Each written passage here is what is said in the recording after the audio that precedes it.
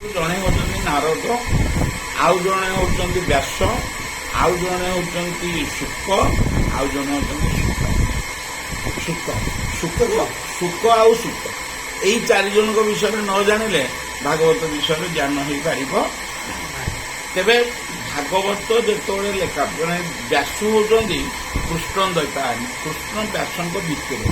ତେଣୁ ବ୍ୟାସ ହେଉଛନ୍ତି ବ୍ରହ୍ମାଙ୍କ ନନ୍ଦନ, ବ୍ରହ୍ମାଙ୍କର ପୁଅ। ନାରଦ ହେଉଛନ୍ତି ବ୍ରହ୍ମାଙ୍କର ପୁଅ। ତେଣୁ ଯେତେବେଳେ ବ୍ୟାସ ଯେତେବେଳେ ଶୁକ୍ଳ ଶାସ୍ତ୍ର ରଚନା କଲେ, ସେ ଯେତେବେଳେ ବ୍ୟାସଦେବ ସକଳ ଶାସ୍ତ୍ର ଅନେକ ଶାସ୍ତ୍ର ରଚନା କଲେ, ମହାଭାରତ ରଚନା କଲେ, ସବୁକିଛି ରଚନା କରିସାରିଲା ପରେ ତାଙ୍କ ମନ ସନ୍ତୁଷ୍ଟ ହେଲା ନାହିଁ। ଦିନେ ସେ ସରସ୍ୱତୀ ନଦୀ କୂଳରେ ମନ ଦୁଃଖରେ ବସିଛନ୍ତି। ମନ ଦୁଃଖରେ ବସିଛନ୍ତି, ଠିକ୍ ସେହି ସମୟରେ ନାରଦ ଯାଇକିରି ତାଙ୍କ ପାଖରେ ମୁଁ ଏଇଟା ଅନୁମାନ କରି ବୁଝିଲି। ନାରଦ ତାଙ୍କ ପାଖରେ ପହଞ୍ଚିଲେ। ନାରଦ ପହଞ୍ଚିକି ନାରଦ କହିଲେ ଯେ ଭୋ ମୁନି, ଆପଣଙ୍କ ମନରେ ସୁଖ ନାହିଁ କାହିଁକି? ଆପଣ କାହିଁକି ମନ ଦୁଃଖରେ ବସିଛନ୍ତି? ଆପଣ ତ ଅନେକ ଶାସ୍ତ୍ର ରଚନା କରି ସାରିଲେଣି, 1,000 କୋଟି ଶ୍ଲୋକ ଲେଖି ସାରିଲେଣି।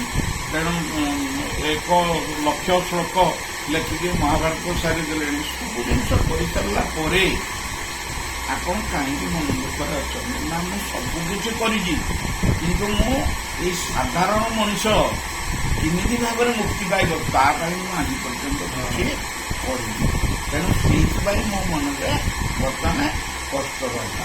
ସେଠୁ ନାରଦ କହିଲେ ଦେଖ, ତମେ ଭଗବାନଙ୍କର ବିଷୟରେ, କୃଷ୍ଣଙ୍କ ବିଷୟରେ, ତାହେଲେ ଯୋଉ ଇଏ ଭାଗବତଟା ହେଉଛି ସମ୍ପୂର୍ଣ୍ଣ ଭାବରେ କୃଷ୍ଣଙ୍କର ଜୀବନ, କୃଷ୍ଣଙ୍କ ବିଷୟରେ ହିଁ ଲେଖା ହେଇଛି। ତେଣୁ କୃଷ୍ଣଙ୍କର ଜନ୍ମରୁ ଆରମ୍ଭ କରିକି କୃଷ୍ଣ ଦେହତ୍ୟାଗ କଲା ପର୍ଯ୍ୟନ୍ତ ସବୁ ଅଛି। ତା ସହିତ କୃଷ୍ଣଙ୍କର 33ଟା ଅବତାର ଅଛି। ଆମେ ଏବେ 10ଟି ଅବତାର କଥା ଜାଣିଛୁ। ମୁଁ କ'ଣ 26ଟା ଅଛି? 33ଟା ଅବତାର ଅଛି। ଗୋଟେ ତଳେ ଲେଖା ହେଇଥିଲା 26ଟା ଅବତାରରୁ 22ଟା ବର୍ଣ୍ଣନା କରାଯାଇଛି। 22ଟା ବର୍ଣ୍ଣନା କରାଯାଇଛି। 22ଟା ଅବତାର ଅଛି। 22ଟା ଅବତାର ବର୍ଣ୍ଣନା କରାଯାଇଛି, କିନ୍ତୁ ତାଙ୍କର 33ଟା ଅବତାର ଛୋଟ ବଡ଼ରେ। ତେବେ କୃଷ୍ଣଙ୍କର ଏଇ ସବୁ ଅବତାର କୋଉଠୁ ଆରମ୍ଭ ହେଇଛି ନା ମନୁଙ୍କ ପାଖରୁ ଆରମ୍ଭ ହେଇକିରି ସେ କେମିତି ଭାବରେ ସୃଷ୍ଟି ହେଇଛି, କେମିତି ଭାବରେ ପ୍ରଳୟ ହେଇଛି। କୃଷ୍ଣଙ୍କର ଅବତାର, ବିଷ୍ଣୁଙ୍କ ଅବତାର, ବିଷ୍ଣୁଙ୍କର ଅବତାର। ତେଣୁ କୃଷ୍ଣ ତ ନିଜେ ଅବତାରୀ ପୁରୁଷ। କୃଷ୍ଣ ହଉଛନ୍ତି ନିଜେ ଅବତାର ନେଇଛନ୍ତି। କୃଷ୍ଣ ହଉଛନ୍ତି ସବୁ କିଛି। ବିଷ୍ଣୁ ବା କୃଷ୍ଣ ଯାହାକୁ କହୁଛନ୍ତି ସିଏ ସବୁ କିଛି। ନାରାୟଣ ଅବତାର ନେଇଛନ୍ତି, କୃଷ୍ଣ ଅବତାର ନେଇଛନ୍ତି। ତେବେ ତାଙ୍କର ଲୀଳାଟା ସେ କୋଉ ଅବତାରରେ କ'ଣ କରୁଛନ୍ତି, ସେଇ ଯୋଉ ଲୀଳାଟା ଜାଣିବା ପାଇଁ ହିଁ ଭାଗବତ ବୋଲି ଗୋଟେ ଗ୍ରନ୍ଥ। ନାଇଁ, ଆମର କଥା ହେଲା ପ୍ରଥମ ଲେଖିଲେ ବ୍ୟାସ। ତାପରେ ବ୍ୟାସ ଲେଖିଲା ପରେ ଆମର ଜଗନ୍ନାଥ ଦାସ ଓଡ଼ିଆରେ ତାକୁ ଅନୁବାଦ କଲେ।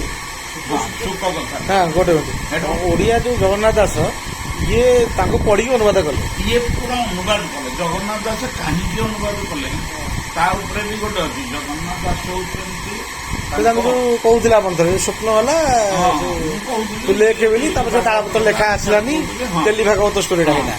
ଛାଡ଼,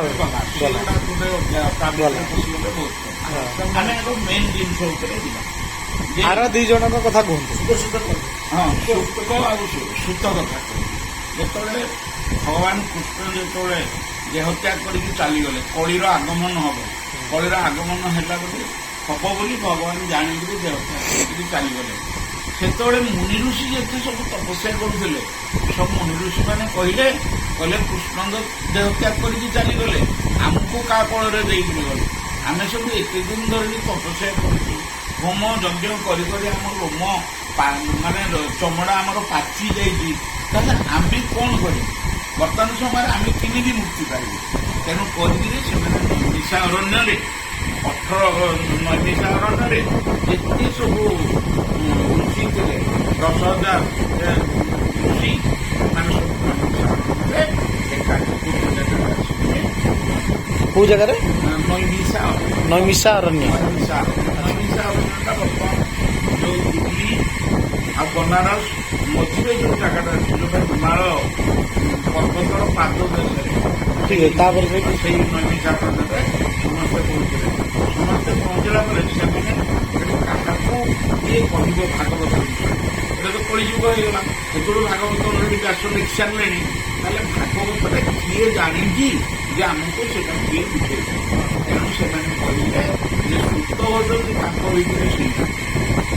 ସୂତଙ୍କୁ ବ୍ୟାସାସାନ ଦେଲେ। ସୂତ ଜଣେ ସୂତ ଜଣେ ଜଣେ ସୂତ ହଉଛନ୍ତି ଅଭିମନ୍ୟୁ ପୁଅ କି? ନାଇଁ, ନାଇଁ, ସୂତ ହଉଛନ୍ତି ଲୋମହର୍ଷଣ ଋଷିଙ୍କର। ଲୋମହର୍ଷଣ ଋଷିଙ୍କର। ଯେତେବେଳେ ବେଦଟା ଥିଲା, ବେଦଟା ଏଠୁ ବ୍ୟାସ କଣ କଲେ? ତାପରେ 4 ଭାଗ କରିକି 4 ଜଣଙ୍କୁ ଦେଲେ। 4 ଭାଗ 4 ଜଣ କରିକି 4 ଜଣଙ୍କୁ ଦେଲେ। ଦେଲେ। ଲୋମହର୍ଷଣ ଋଷିକୁ ବେଦଟା ଦେଲେ, ତାଙ୍କୁ ବେଦ ଦେଲେ। ଲୋମହର୍ଷଣ ଋଷି ବହୁତ ଜ୍ଞାନୀ। ଲୋମହର୍ଷଣ ଋଷି କଲେ କାହିଁ ମୋତେ କାହିଁକି ବେଦଟା ଦେଲନି? ନା ତମର ଯୋଉ ତମେ ବ୍ରାହ୍ମଣ, ଯଦି ବ୍ରାହ୍ମଣ ନୁହଁ ତାହେଲେ ସେଟା ପୁରାଣ ଶାସ୍ତ୍ର କହୁଛି ଯେ ବେଦ ଅଧ୍ୟୟନ କରିବା, ବେଦକୁ ଚାଷ କରିବା, ବେଦ ବିଷୟରେ ଜ୍ଞାନ କରିବା ଅବ୍ରାହ୍ମଣଙ୍କ ପାଇଁ ଏଟା କ୍ଷତିକାରକ। ତେଣୁ ତମେ ଯେହେତୁ ବ୍ରାହ୍ମଣ ନୁହଁ, ତେଣୁ ବେଦ ମୁଁ ତମ ତେଣୁ ସିଏ କଣ କଲେ? ସିଏ ଯାଇକିରି ଗୋଟେ ଯୋଉ ବ୍ରାହ୍ମଣୀ କନ୍ୟାକୁ ବିବାହ କରିଥିଲେ, ବାହା ହେଇ ପଡେ। ବ୍ରାହ୍ମଣୀ କନ୍ୟାକୁ ବାହାଘର ହେଇପାରିଲା ପରେ ତାପରେ ବ୍ୟାସଙ୍କୁ କହିଲେ ମୁଁ ବର୍ତ୍ତମାନ ବ୍ରାହ୍ମଣୀ କନ୍ୟାକୁ ବିବାହ କଲି, ମୁଁ ବ୍ରାହ୍ମଣୀ କନ୍ୟାକୁ ବାହା ହେଇ ପଡ଼ିଲେ କଣ ବ୍ରାହ୍ମଣ ହେଇଗଲ? ତମେ ବ୍ରାହ୍ମଣ, ମୁଁ ତମକୁ ବେଦ ଦେଲି। ତାପରେ ଏଠୁ ଶୁକ ଜନ୍ମ। ଶୁକ ଯୋଉ ଜନ୍ମ ହେଲେ, ମାନେ ବାପ ହଉଛନ୍ତି କ୍ଷତ୍ରିୟ, ମା ହଉଛନ୍ତି ବ୍ରାହ୍ମଣ। ତେଣୁ ସିଏ ଗୋଟେ ପ୍ରକାର ବିଲୋମ ଜାତି ତାକୁ କୁହାଗଲା।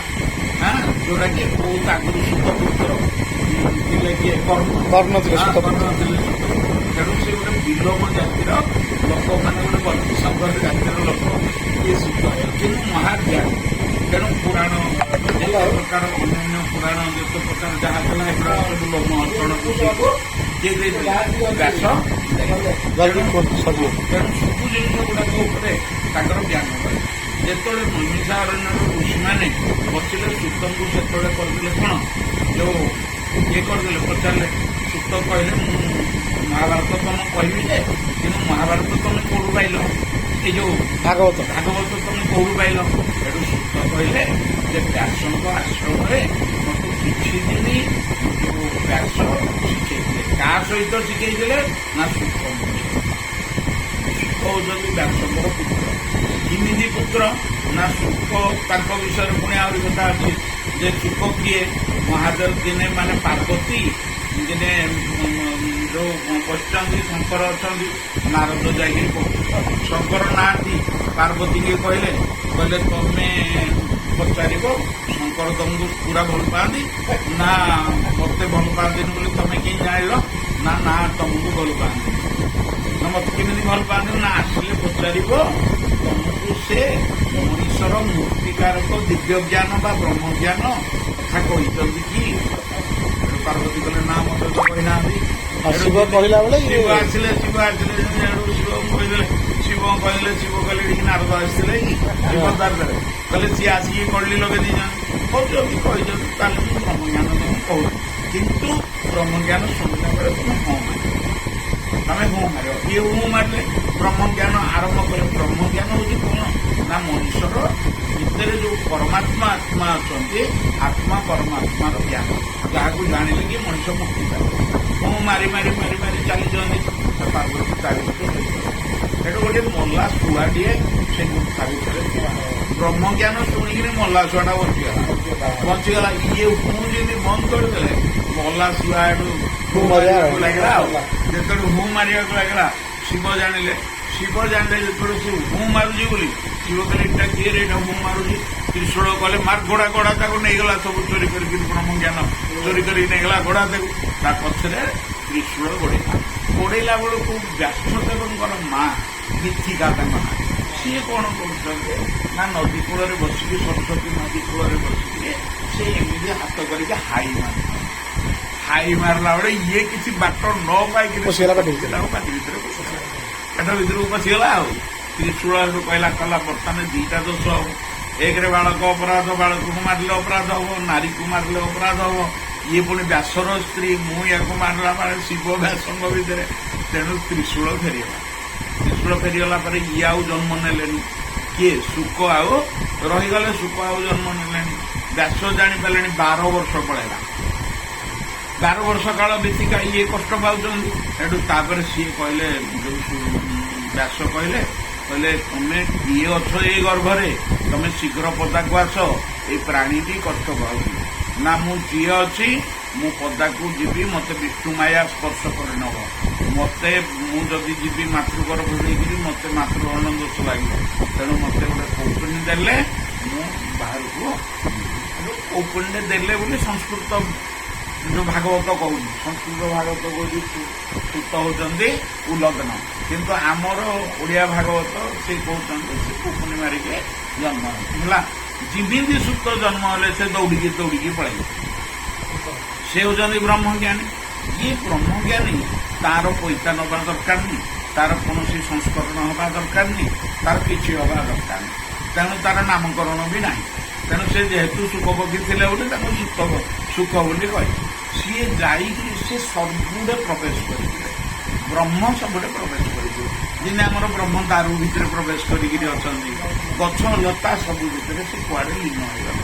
ବ୍ୟାସ ଦୌଡ଼ିଲେ ପଛରେ ପୁଅ ପୁଅ ପୁଅ ପୁଅ କହିକି ଦୌଡ଼ିଲେ, ବାପାରେ ଆସେ